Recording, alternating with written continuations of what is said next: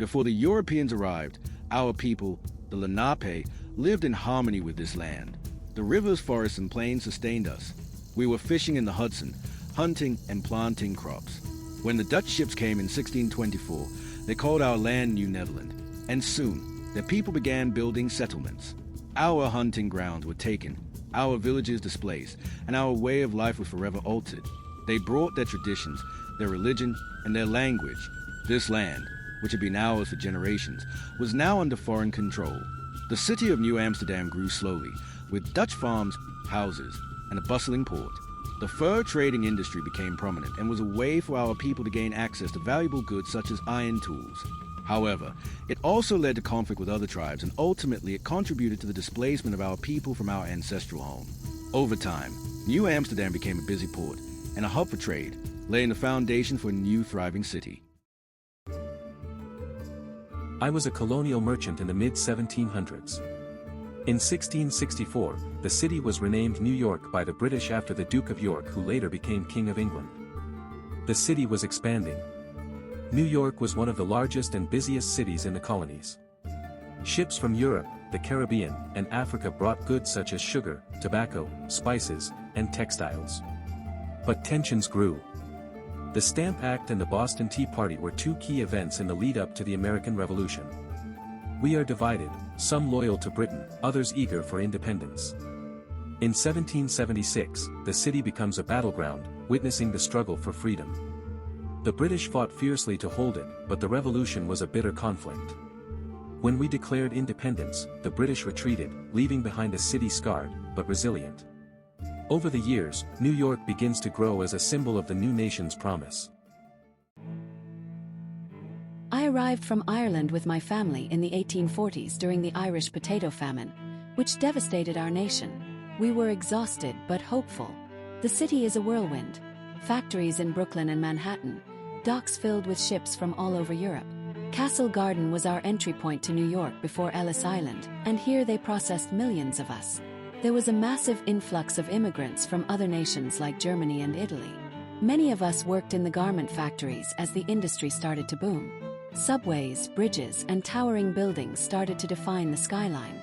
We sent money home, dreamed of a better future, and helped shape the city's identity as a place of opportunity. We adapted quickly, we joined unions, fighting for workers' rights. The city was alive with innovation, electric streetcars, and the rise of skyscrapers. Despite struggles, we believed New York was the land of endless possibility, a place where even an immigrant could rise. I arrived here as a refugee in the 1920s, escaping the horrors of war and persecution in Europe. The 5 boroughs, Manhattan, Bronx, Brooklyn, Queens, and Staten Island, were created after a major political event on January 1, 1898. In the 1930s, we faced the Great Depression, but the city's resilience kept us going. The Chrysler Building was completed in 1930, and on April 11, 1931, the Empire State Building was completed in just 21 months. Harlem was alive with jazz, art, and culture, a refuge for those seeking a new identity. During World War II, New York became a vital port, and we were proud to contribute to the fight for freedom. In places like Brooklyn, we found homes and our community's strength. It wasn't easy, we faced prejudice, but we fought for our place here. By the 1950s, New York had become a beacon for the world. We built new lives, not just for ourselves, but for the generations that followed. My grandfather marched through the streets of Harlem in the 1960s, demanding justice, equality, and dignity. I grew up hearing his stories, where the fight for civil rights met the rhythms of jazz, the power of words, and the spirit of a rising people. In the 1970s, I watched the city struggle with blackouts, budget crises, and rising crime, but also saw pride surge in movements like hip-hop, born from the Bronx as a voice for the unheard. The 80s brought Wall Street's boom, the greed, the money, and the crash, while artists and activists kept pushing. Graffiti became protest, and Central Park saw crowds calling for justice in cases like the Central Park Five.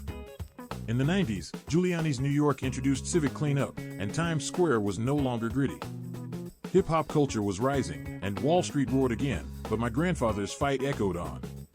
From Harlem to Wall Street, our story is still being written, one protest, one poem, one generation at a time. I was born in New York right after September 11th, a time that changed the city forever. I've seen Lower Manhattan rise again with the Freedom Tower and the 9/11 Memorial becoming places of both remembrance and resilience. But then came 2008.